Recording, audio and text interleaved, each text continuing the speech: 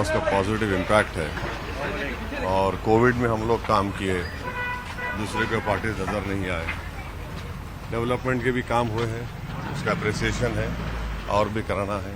Unemployment बहुत बड़ा मुद्दा है और मैं बार बार ये देख रहा हूँ कि दलित समाज में और जो अम्बेडकर को चाहने वाले हैं, बाबा साहब को, और संविधान की जो रक्षा करने वाले हैं, उनमें ये बात दिल में आ चुकी है कि 400 पार का मतलब संविधान बदल दिया जाएगा। और जो युवा जो है वो अपनी बात को महसूस कर चुके हैं कि बेरोजगारी उनका मुकद्दर बना दिया मोदी सरकार ने।